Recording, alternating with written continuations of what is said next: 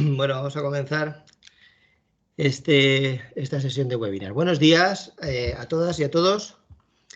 Desde ITI queremos daros las gracias por habernos elegido entre toda la oferta de eventos online que hoy en día hay en la web. Quería presentar primero ITI brevemente para luego, posteriormente, dar entrada al ponente de hoy, que nos hablará de Demand Driven MRP. Pero bueno, ahora lo comentaré. En ITI llevamos 25 años investigando para dotar al tejido industrial y a la sociedad en general de las mejores tecnologías, haciendo transferencia de los proyectos de investigación para crear productos que mejoren la eficiencia y la productividad de las empresas. Como decía hace un momento, hoy vamos a hablar de metodologías Demand Driven y MRP. En la ponencia que lleva por título Demand Driven MRP, cuando las metodologías Lean y el MRP se dan la mano. Explicaremos qué son, cuáles son sus similitudes y sus diferencias y en qué casos es recomendable su aplicación. Para ello, contamos con la participación de nuestro ponente, David Antón Toledo. David es graduado en Matemáticas por la Universidad de Valencia y máster en Planificación y Gestión de Procesos Empresariales. En los 2 años que lleva trabajando con nosotros en el Departamento de Sistemas de Optimización Inteligente de ITI, su tarea principal es desarrollar los algoritmos para el nuevo producto de secuenciación de la producción que estamos a punto de lanzar y colaborar en la mejora de los modelos de predicción y planificación de la demanda y además añadir funcionalidad a los algoritmos de optimización de rutas. A lo largo de la sesión os invitamos a que formuléis preguntas a través de nuestro chat. Preguntas que, una vez finalizada la ponencia, pues iremos respondiendo por orden de entrada. Os informo también de que el webinar está siendo grabado y tendréis acceso a esta grabación a través de nuestro canal de YouTube o bien solicitándola directamente a la web, al correo electrónico webinars@iti.es. Muchas gracias de nuevo y por mi parte ya no me queda nada más que decir. Así que paso sin más demora a la palabra a mi compañero David. David, cuando quieras. Vale, gracias Pepe. Buenos días a todos. Vale, os comparto la pantalla. Bien, ya la tenéis aquí, ¿no? Bueno, como Pepe ya nos ha hecho las presentaciones, paso directamente a lo que es el tema que vamos a tratar. Como nos había dicho Pepe, el objetivo de este webinar es presentar un nuevo sistema de planificación de la producción conocido como Demand Driven MRP. Para ello seguiré la siguiente estructura. Primero veremos qué es un MRP, ya que es la base fundamental del Demand Driven. Después veremos cómo ha ido evolucionando hacia el MRP2 y ya en este contexto veremos por qué ha surgido el Demand Driven MRP, cuáles son sus principales componentes y las conclusiones a las que hemos llegado con este estudio. ¿Vale? La definición del MRP es que el MRP es un sistema de planificación que se ocupa de planificar la producción, el abastecimiento de materias primas y la gestión de inventarios. Es decir, responde a las preguntas qué, cuánto y cuándo se debe aprovisionar o producir. Hacemos un breve repaso por la historia del MRP. Los orígenes del MRP no fueron para la industria, sino que fue para el abastecimiento de materiales en la Segunda Guerra Mundial. Viendo el potencial que tuvo en la guerra, esto se trasladó a la industria. El traslado a la industria fue en la década de los 50. Que el origen no fuera enfocado a la industria hizo que tuviera que sufrir de constante evolución. Por eso, durante la década de los 60 y la de los 70, se fue modificando para poder satisfacer la demanda y la reducción de costes. Ya en la década de los 80, con el avance en la investigación operativa y las mejoras en la computación, llegó el MRP2, que después veremos el cambio que supone en los MRPs. Y ahora en la actualidad lo más habitual es que los sistemas MRP estén integrados en los ERP de las empresas. Y por otro lado está esta nueva tendencia, que es la que vamos a explicar en el webinar, que es el Demand Driven MRP. Ahora vamos a situar el MRP en la cadena de producción, así veremos el papel que tiene. Si lo dividimos en estas tres partes, vemos que primero se hacen los pronósticos. Aquí lo que se hace es prever qué cantidad se va a vender. Por ejemplo, si nosotros vendemos mesas, el resultado sería que el mes que viene se van a vender 15 mesas, al siguiente se van a vender 20. Esto es lo que nos dan los pronósticos. Ahora, usando el resultado de los pronósticos, lo que se hace es alimentar a la planificación. Los datos de los pronósticos, digamos que son las entradas para hacer la planificación. En la planificación, teniendo en cuenta lo que nos ha llegado de pronósticos, tenemos que decidir en qué fecha hay que lanzar las órdenes de fabricación y compra para que se cumpla con los pronósticos que se habían obtenido. Aquí es importante tener en cuenta que, como habíamos dicho antes, si para el mes que viene tienes que tener listas 15 mesas, no solo tienes que lanzar una orden de fabricación para hacer esas 15 mesas, sino que también tienes que lanzar órdenes de fabricación para tener listos los semi-elaborados y a la vez tienes que lanzar órdenes de fabricación o de compra para abastecerte de las materias primas. Con el resultado de la planificación bajamos a un nivel inferior, que es el de la secuenciación de la producción. Aquí cogeríamos las órdenes de fabricación de la planificación y miraríamos cada una de las operaciones de las que constan estas órdenes de fabricación. Por ejemplo, para la mesa o para fabricar un tablero puede que se necesiten operaciones de corte, de mecanizado, de chapado, pues cada una de esas operaciones lo que habría que hacer es asignarle una máquina y una posición en la máquina. Bien, ahora ya tenemos situado el MRP. Nos olvidamos de la parte de secuenciación y pronósticos y nos centramos solo en la planificación. Para entender bien cómo funciona, voy a presentar los conceptos básicos. El primer concepto que podemos ver es el de BOM. En la BOM se ve que para producir un artículo, este necesita de otros. En este caso tenemos una bici, pues para fabricar esa bici necesitamos producir antes unos semi-elaborados, como vemos el sillín, el manillar, lo que sea. Estos a su vez pueden consumir otros semi-elaborados o otras materias primas.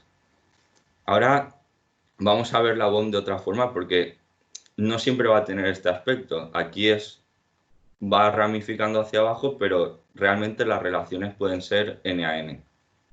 En este ejemplo vemos una BOM que sería completamente distinta y si vamos poniendo cantidades explicaremos el concepto de demanda dependiente e independiente.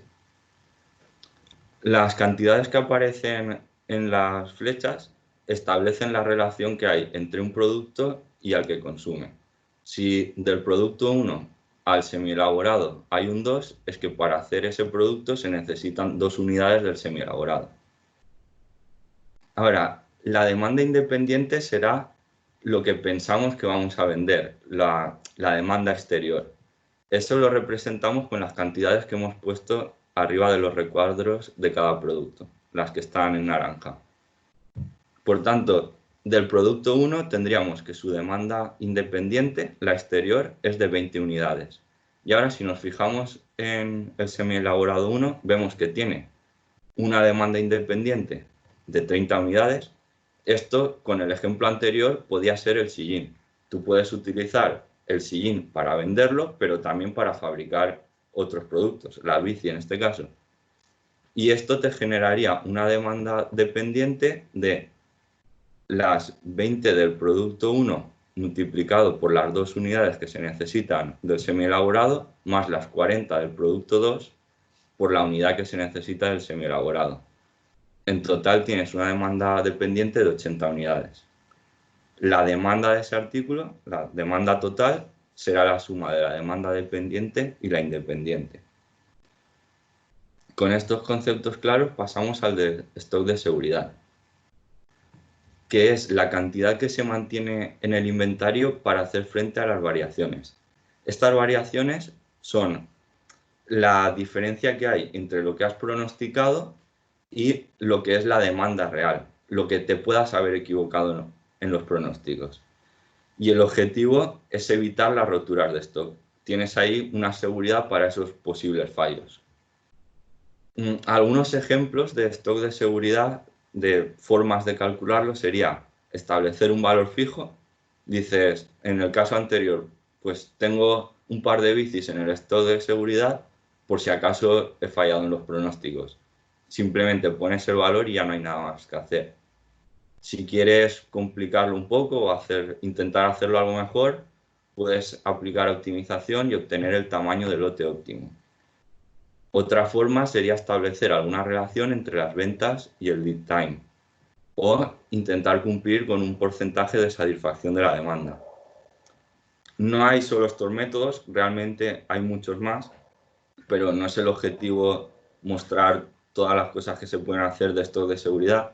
Lo que sí que quería transmitir es la idea de que el stock de seguridad se puede hacer de muchas formas distintas y depende cómo se calcule el método que se elija, después los resultados del MRP van a variar bastante. Y también hay que tener claro que no es una cosa tan simple como solo dar un valor, se puede aplicar bastante lógica a este cálculo. Otro concepto importante y que después será clave a la hora de comparar con el demand driven es el de lead time. El lead time lo definimos como el tiempo que pasa entre que se lanza una orden hasta que se finaliza. Aquí hay que entender que este tiempo no es solo el tiempo en que la orden de fabricación está en las máquinas. Aquí se añaden el tiempo de costes administrativos, el tiempo de transporte, en definitiva, todo el tiempo que necesitas desde que se lanza la orden hasta que está finalizada. Si vemos la BOM, para fabricar el artículo 1, ahora vamos a calcular su lead time. Si se han hecho bien los pronósticos, lo lógico sería haber adelantado las órdenes de compra de la materia prima, de la 1 y la 2, y también haber adelantado la fabricación del semielaborado 1. En este caso, si quisiéramos ver nuestro lead time, solo habría que fijarnos en lo que se necesita para tener listo el artículo 1, que en este caso serían solo 2 días. Pero ¿qué pasa? Que si fallamos en los pronósticos y nuestro stock de seguridad no consigue cubrir esto, entonces ya el lead time, o mejor dicho, nuestro tiempo de respuesta ante ese imprevisto no sería de 2 días, sino que habría que buscar el camino más largo, que esto supone un lead time de 22 días, lo que ya es un tiempo de respuesta bastante elevado.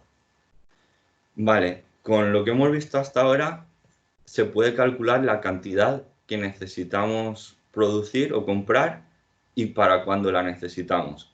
Pero esta cantidad hay que ajustarla a unas restricciones.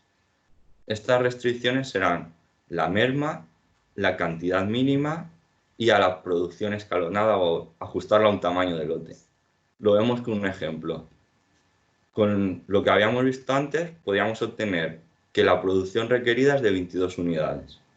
Si tenemos una merma del 2%, produciremos una unidad más y así nos cubrimos ante posibles defectos y sabemos que vamos a tener las 22 unidades que necesitamos.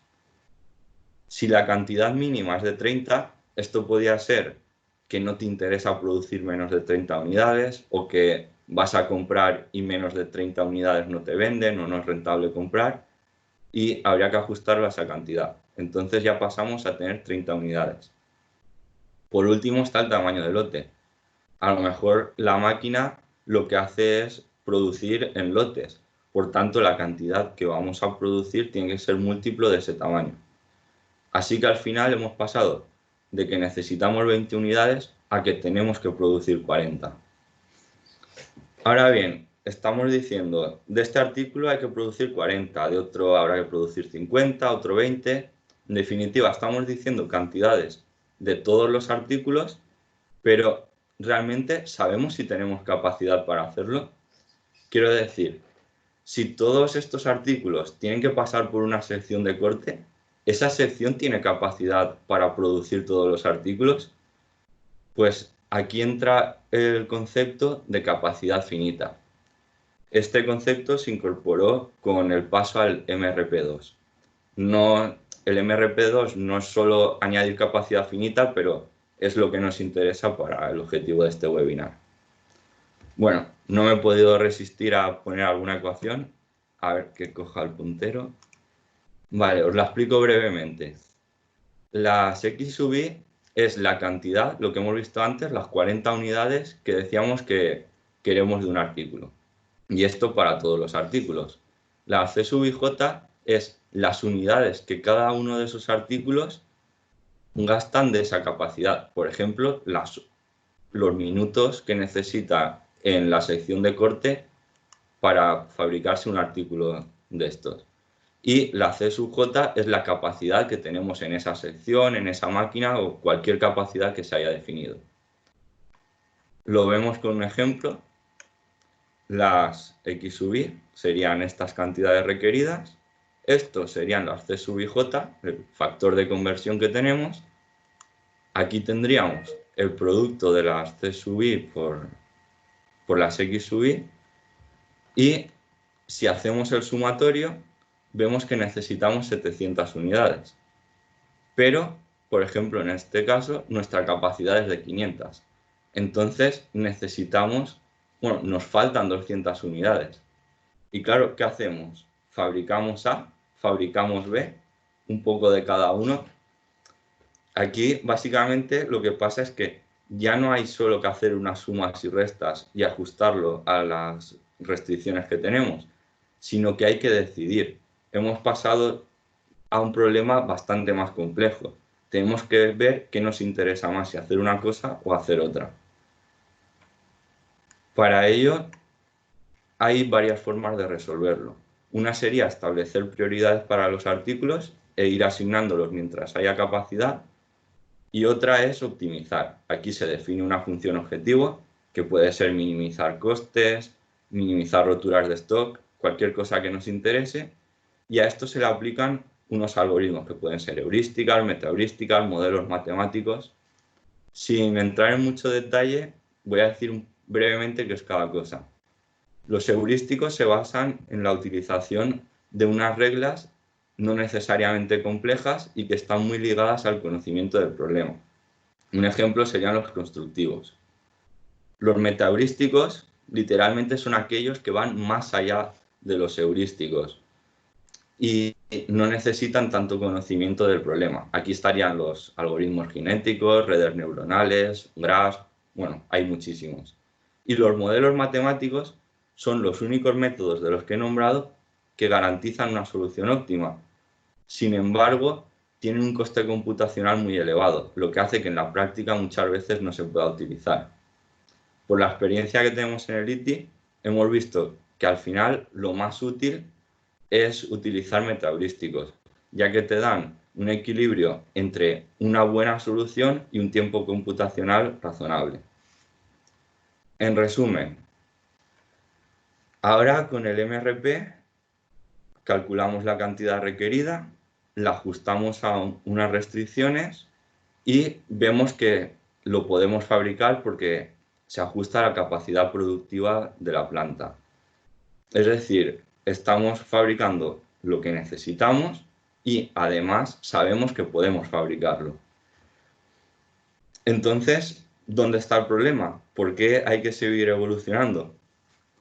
Pues el problema realmente es que van cambiando los hábitos. Esto era los años 80, pero ahora cada vez somos más impacientes. Nosotros ahora vamos a comprar algo y no estamos dispuestos a esperar un par de semanas o un mes, sino que lo queremos para mañana.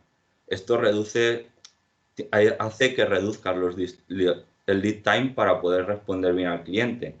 Por otro lado, queremos exclusividad. Si me reformo el baño, quiero que mis azulejos no sean igual que los del vecino. Y además, tampoco quiero que sean los del modelo del año anterior, porque eso ya está anticuado. Entonces, estamos reduciendo también el ciclo de vida de los productos. Al final, lo que estamos haciendo es complicarle mucho la vida a la persona que se encarga de realizar los pronósticos, porque ciclos de vida más cortos implica que tiene menos datos, más variabilidad y encima no se puede equivocar mucho porque quieres que el tiempo de respuesta sea corto. Y como se equivoque, ya habíamos visto antes en la BOM, que pasamos de 2 días a 22 con el lead time. En este contexto podemos identificar las debilidades del MRP.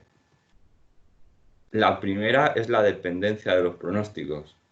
Unos malos pronósticos o unos malos datos de entrada, en definitiva, lo que hacen es que el plan también sea malo. Mala respuesta frente a la variabilidad. En el MRP, la única protección frente a la variabilidad es el stock de seguridad. Y aumentar el stock de seguridad va en contra de cualquier principio de reducción de costes, básicamente en contra de los principios Lean que se están implantando en tantas empresas. Lead time elevado. Este apartado es algo más discutible, pero si se hace un mal pronóstico, hemos visto que el lead time sí que puede ser muy elevado. Y el efecto látigo.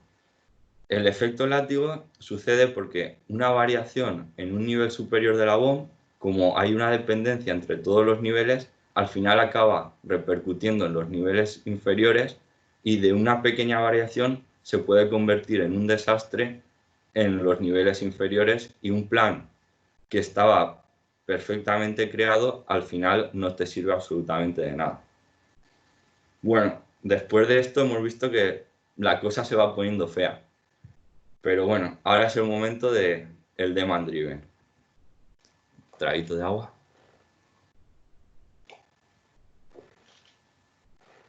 Vale, primero os dejo una referencia sobre el demand driven. La primera es un libro sobre el MRP. No está centrado en el demand driven, pero sí que es la primera vez que se introduce este concepto de demand driven. El segundo es la referencia principal. Aquí sí que se define, se formaliza bien el concepto de demand driven y se explican todas sus componentes.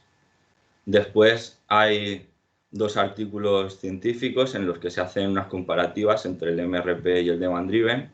Y por último está la web del Demand Driven Institute, donde periódicamente se publican artículos y, bueno, por si queréis buscar más información y ampliar el conocimiento sobre este tema. Pasamos a definir el Demand Driven. El Demand Driven es una innovadora metodología multinivel para planificación de inventarios y materiales. Se abandonan las tradicionales estrategias push, que están centradas en los pronósticos, y se tiende a hacer las estrategias pull, que están orientadas a la demanda. Se aplican técnicas Lean y también se aplica la teoría de las restricciones. Brevemente, la teoría de las restricciones se basa en que un sistema complejo donde los elementos están relacionados entre sí tendrá la capacidad que tenga su eslabón más débil. Básicamente lo que se hace es encontrar dónde está el cuello de botella y trabajar sobre él para así mejorar globalmente todo el sistema. El Demand Driven tiene las siguientes componentes. Son 5 componentes divididas en 3 fases. Fases de protección, de posicionamiento, protección y ejecución. Vamos a ir viendo cada una de estas componentes y así se entenderá el funcionamiento del Demand Driven. Antes de empezar con las componentes, hay que aclarar el concepto de punto de desacoplamiento. El punto de desacoplamiento se utiliza para crear independencia entre las entidades que están relacionadas entre sí, es decir, entre un nivel y otro de la BOM. Por ejemplo, si un producto final necesita n unidades de un semielaborado, si se sitúa un punto de desacoplamiento en este semielaborado, lo que se hace es desacoplar la BOM y cualquier cambio que se produzca en el producto final ya no va a repercutir ni en ese semielaborado ni en los niveles inferiores, en los que consumen ese semielaborado. Por tanto, de esta forma se consigue mitigar e idealmente eliminar el efecto látigo en la BOM. Vale, con este concepto claro empezamos con la primera componente del Demand Driven, que está en la fase de posicionar. Aquí lo que se hace es determinar la posición de los buffers. Los buffers es el término que se utiliza para referirse al almacenamiento intermedio que hay, la protección esta que se establece en la BOM. Para determinar en qué posición colocarlos, hay que tener en cuenta estos 6 factores. El lead time de la demanda, que es el tiempo que el cliente está dispuesto a esperar. El lead time del mercado, que es el tiempo, el lead time que tiene tu competencia. Tienes que tratar de ser al menos tan rápido como la competencia. Horizonte de visibilidad de ventas, el tiempo con el que conoces la demanda. Variabilidad externa, puede que habitualmente tengas problemas con algunos proveedores o con algunas máquinas, entonces protegerte frente a esa variabilidad te puede aportar muchos beneficios. Flexibilidad del inventario. Hay artículos que son consumidos por otros muchos artículos. Entonces, tener un buffer en ese punto te da flexibilidad en muchos puntos de la BOM.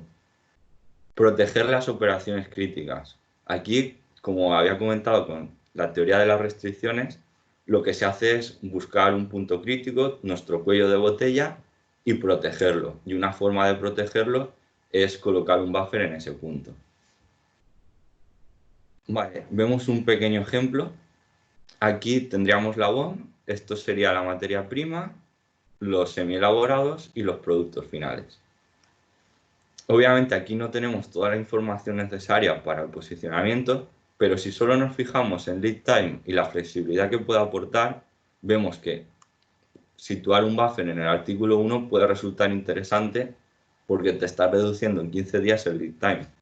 Después, si hubiera que elegir entre el artículo 2 o el 3, viendo la flexibilidad que aporta el artículo 2, parece que lo más razonable sería situarlo en el 2. Pero repito, haría falta mucha más información para que este posicionamiento se haga correctamente. Pero bueno, era solo por ver un ejemplo. Ahora ya tendríamos posicionados los buffers. Si os fijáis en la imagen, el buffer está dividido en 3 zonas. Estas zonas se utilizan para dimensionarlo. Ahora veremos cómo se dimensiona cada una de estas zonas. ¿Vale? Fase 2, la de protección, y empezamos con el dimensionamiento del buffer. Para hacer este dimensionamiento utilizamos los siguientes parámetros. El uso medio, el lead time, la cantidad mínima del lote, el tiempo mínimo entre órdenes y el factor del lead time. El factor del lead time, aquí he dejado una tabla, pero realmente no hay un número mágico que me diga si el lead time es de 10 días, aplícale un 45%, o si es de 20, aplícale un 75%. Esto es una cosa que habría que ir ajustando durante la implantación. Lo único interesante aquí es que el objetivo es que se mantenga el flujo. Por eso, si el lead time es largo, se pone un factor más pequeño para que se generen órdenes de forma más continua. Y si es corto, se intenta agrupar como en paquetes más grandes. Vamos a ir viendo el dimensionamiento con un ejemplo. Supongamos que de un artículo de media se consumen 10 unidades. Su lead time es de 12 días y diremos que es un lead time medio. Queremos que al menos las órdenes disten 7 días entre sí y no lanzaremos una orden de menos de 50 unidades. Esto, bueno, aquí en la tabla sería el resumen de lo que hemos visto. Pondría un factor de lead time del 50%, por poner alguna cantidad. Pasamos a dimensionar la zona verde, que es la que determina la frecuencia y el tamaño de las órdenes. Y se hace utilizando la siguiente fórmula. La vemos componente a componente y veremos que es bastante sencillo. La cantidad media, por el tiempo que quieres cubrir, nos da la cantidad para cubrir ese lead time y después se aplica el factor del lead time. Después, queremos que disten un tiempo. Entonces, el tiempo que queremos que diste entre una orden y otra, por lo que pensamos que vamos a gastar durante esos días, y nos da esta cantidad. O la cantidad mínima que se quiere producir. Calculamos el máximo y en este caso vemos que el tamaño de la zona verde nos lo determina la distancia entre órdenes. Así que ya tendríamos esta primera parte del buffer dimensionada. Pasamos a la zona amarilla, que es la que se utiliza como inventario. El objetivo es cubrir la demanda durante el lead time. Por eso aquí la fórmula es sencilla. Lo que vamos a consumir cada día por el número de días que queremos cubrir. Total 120 y ya tenemos esta parte dimensionada. Pasamos a la zona roja, que es como el stock de seguridad embebido dentro del buffer. Por eso, lo que habíamos visto antes en la zona verde, más una variabilidad. Esto es lo que nos da protección frente a los errores. Vale, ya tenemos todo el buffer dimensionado. Ahora bien, son 270 unidades. Así puede que no diga mucho, pero 270 unidades supone que el consumo de 27 días. Esto es más del doble del lead time. Por tanto, estamos cubriendo un periodo muy largo. Vemos que el buffer ofrece mucha protección. Ahora, lo tenemos dimensionado, vamos a reajustarlo de forma dinámica. Como el tamaño del buffer depende en todos sus niveles de la media diaria, si hacemos un cambio en la media diaria, se recalculará todo el buffer.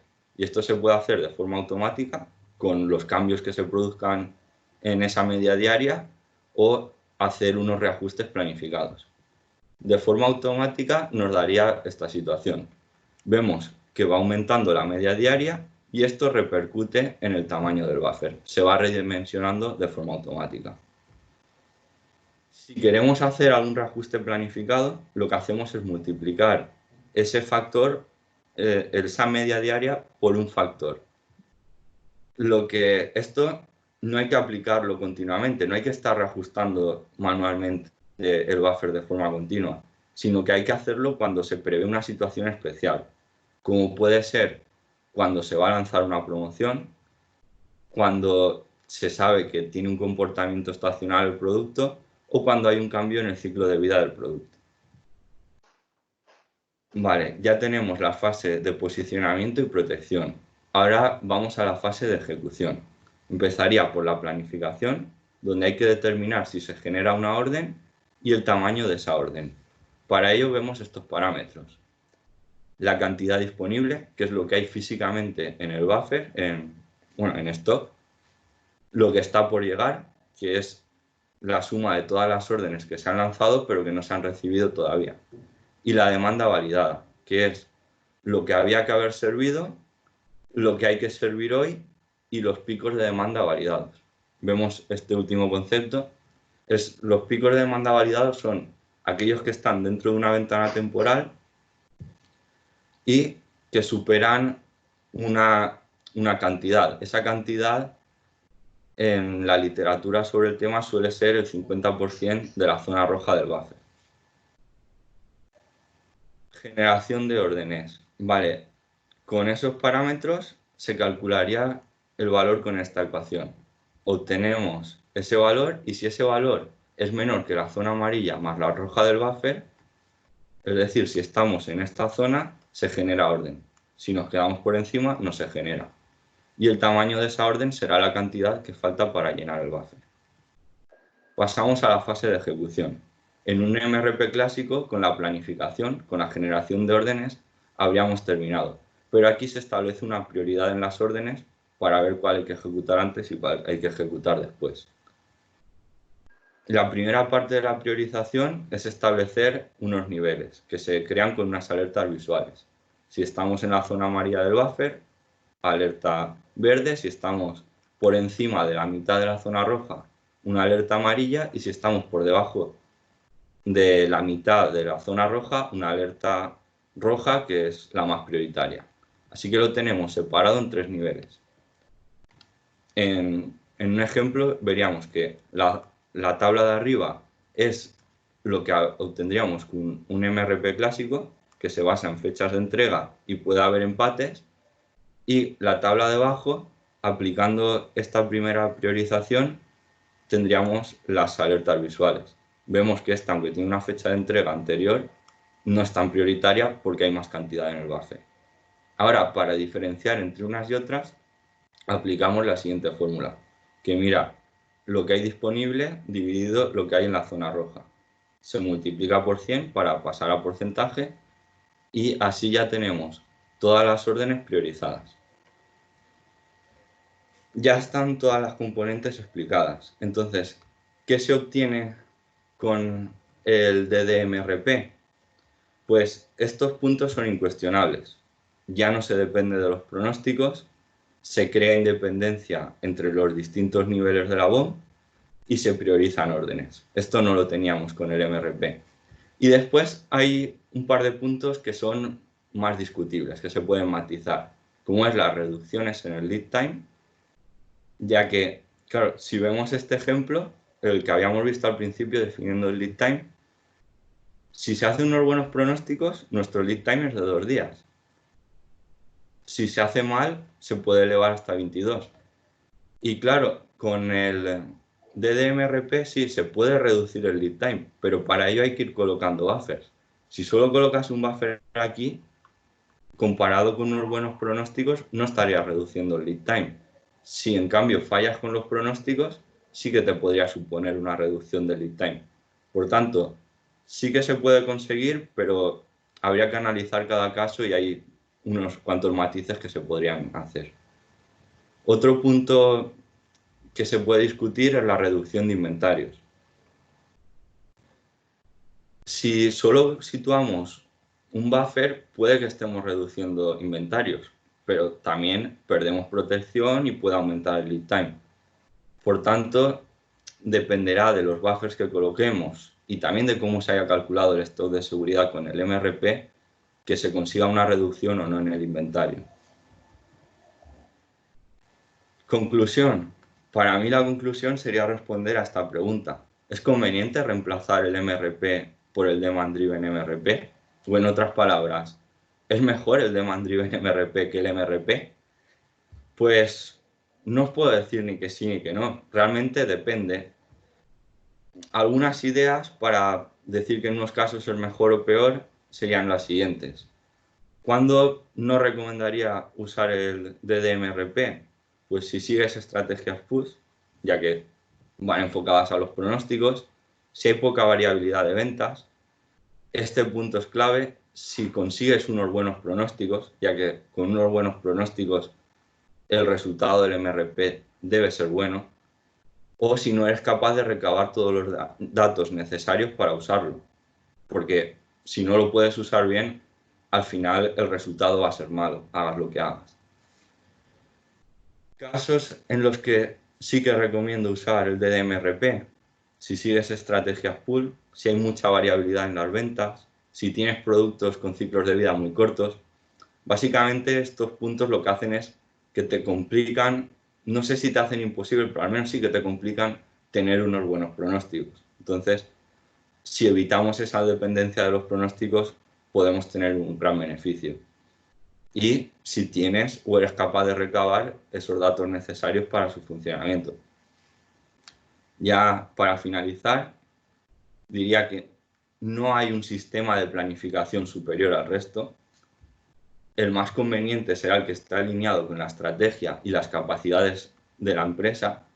El problema es que en una empresa no es normal encontrarte con un entorno que sea una estrategia pull, una estrategia push, que todos los productos se rijan por las mismas reglas. Sí que si te encuentras en un entorno híbrido, ya no es tanto elegir entre uno u otro, sino que hay que buscar, desarrollar o adaptar un sistema de planificación para que esté alineado con tus necesidades, para que se adapte a la realidad de tu empresa. Bueno, y esto es todo y muchas gracias por vuestra atención. Vale, Pepe, te paso el mando.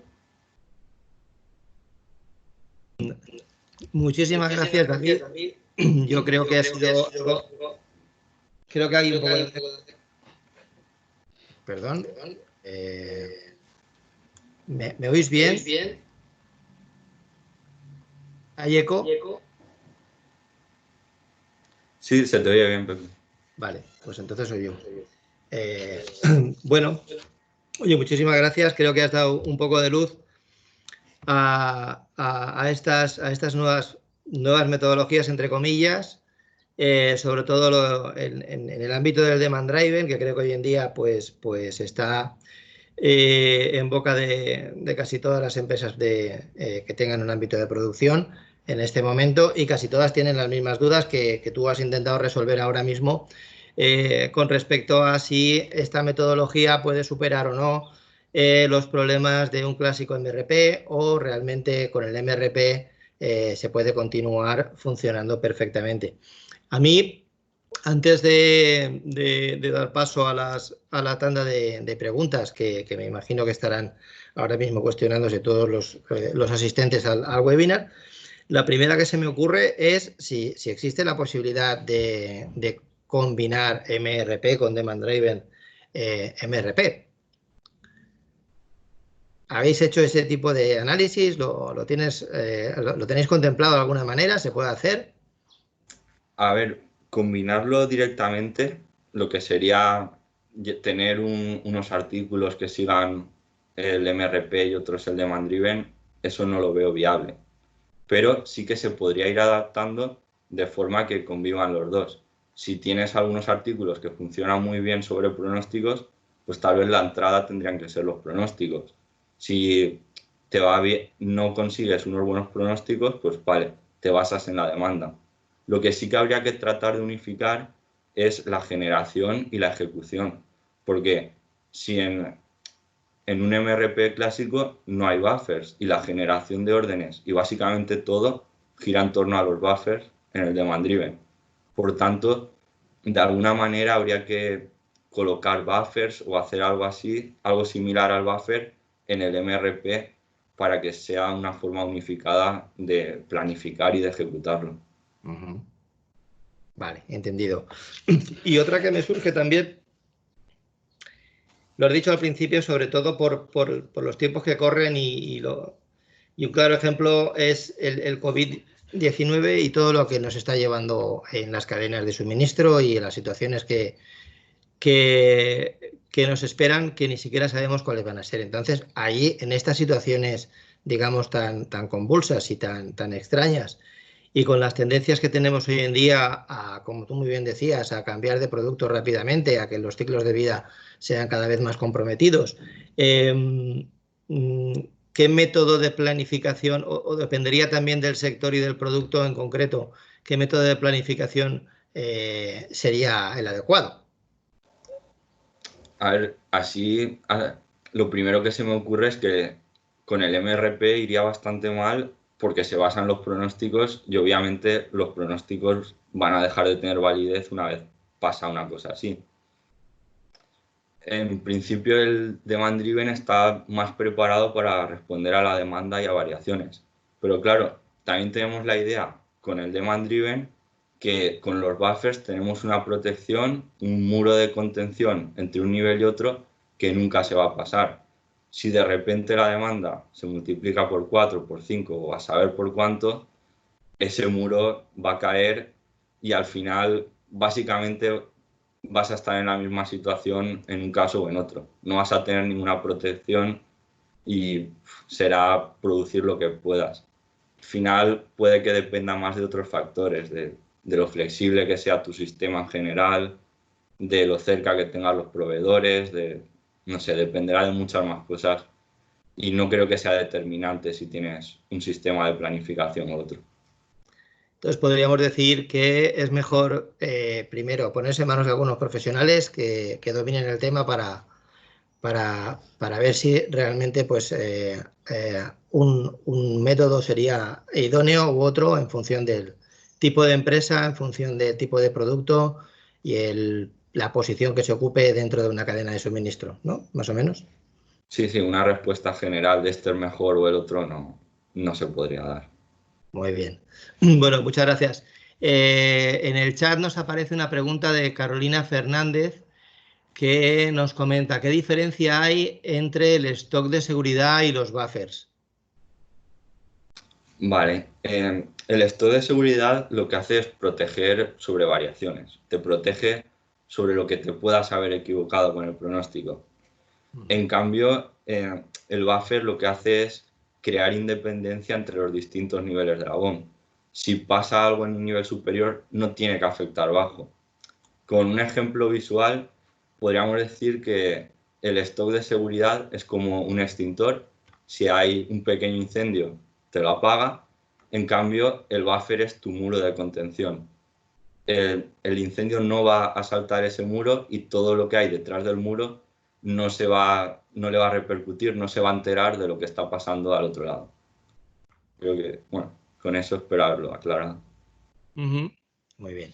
Eva Alfaro nos pregunta también si se introducen todos esos buffers, ¿cómo es posible que haya menos stock utilizando el Demand Driven MRP? Vale, sí, la verdad que resulta extraño decir, se puede reducir inventario y hacer un buffer con el tamaño que tiene.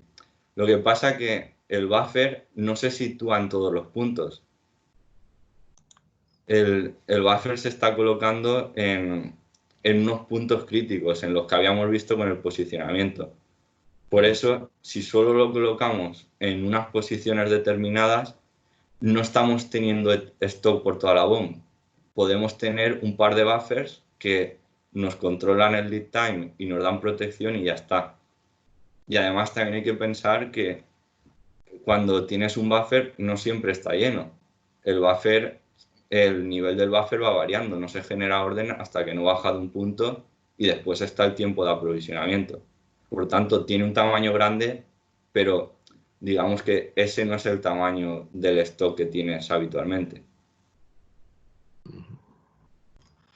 No sé, Eva, creo que ha respondido perfectamente a la pregunta. Marta nos pregunta también si no sería mejor tratar de mejorar los pronósticos que cambiar al Demand Driven MRP. En el caso de que ya tengamos, entiendo, un MRP dentro de la compañía y lo tengamos en funcionamiento. A ver, sin duda es una alternativa más que razonable. Al final, con el MRP, el problema no es en sí el MRP, sino la entrada de datos que tengas. Si cambias esa entrada, cambiar la entrada sería pasarte al demand driven, ir hacia la demanda. Pero la otra opción, la que dice Marta, es mejorar esa entrada, hacer mejores pronósticos. Cada vez es más difícil, pero bueno, también cada vez hay más capacidad de cómputo, van apareciendo nuevos métodos que resuelven casuísticas que antes no se contemplaban, así que sí, perfectamente podía cogerse esa línea y tratar de mejorar los pronósticos para, en definitiva, mejorar esas entradas al MRP. De que si un dato de entrada es malo, obviamente el dato de salida también lo será. Evidentemente. Muy bien. Y en el caso de tener que desplegar una metodología de DMRP, ¿cuántos buffers sería recomendable? ¿O cada cuántos niveles de BOM sería recomendable el incorporar buffers? A ver, no hay un número mágico. Lo que sí que habría que hacer, tener en cuenta los factores que habíamos visto de posicionamiento. Al final, con esos factores, una de las cosas que se ve es que tú tengas un lead time que sea aceptable para el cliente y que sea igual o mejor que el de la competencia. Entonces, lo primero que habría que hacer es colocar buffers donde consigas esa reducción del lead time que te haga ser competitivo. Digamos que esos serían los esenciales. Después, si pones más o menos, pues ahí ya estás jugando con si quieres estar más protegido o si quieres tener menos stock. Eso habría que valorarlo en cada caso y sería pues en un proceso de implantación que entiendo que podría ser bastante largo hasta que estuviera bien ajustado. Pero no hay un número así general de 3 niveles, 2 buffers, no, eso no hay. Bueno, y si nos imaginamos que ya lo hemos puesto en marcha, nos pregunta De la Ruiz que si no sería muy costoso recalcular el dimensionamiento dinámico de los buffers. A ver si no dispones de una herramienta para hacerlo, sí, claro, sería muy costoso. Pero bueno, el Demand Driven y también el MRP, al final con BOMs muy grandes, muchos productos necesitan de un software específico para utilizarlo. Si aquí se realizara bien la implantación, las medias diarias, que es con lo que se reajusta el buffer, se tendrían que calcular automáticamente. Eso te tendría que redimensionar el buffer automáticamente y al final tú realmente no te tendrías ni que enterar. Lo único que tendrías que fijarte es en la ejecución con las alertas que te propone el buffer, pero no tendría que suponerte un trabajo el reajustar. A ver, por aquí Eva Alfaro nos comenta, a ver, un momentito que la pregunta es larga, aquí, vale. Nos dice, siguiendo con el tema de la calidad de los pronósticos, hemos probado a mejorar los pronósticos aplicando métodos de regresión cada vez más complejos y aunque parece que se ajustan muy bien, los resultados no son buenos. Dice, ¿alguna recomendación para esto? A ver, el problema de ir utilizando métodos más complejos, por los métodos de regresión, si vas aumentando el grado del polinomio, que es lo que se utiliza en la regresión, cuanto mayor sea el grado, ves que se va ajustando más a los datos de origen. Lo que pasa que es una falsa visión de que se está ajustando. Realmente lo que estás haciendo es sobreajustarlo, se está perdiéndose en el ruido y no está captando la tendencia principal, se está perdiendo el foco. En este caso, más que ir complicando el modelo, lo que recomendaría es primero analizar bien los datos que tienes de entrada.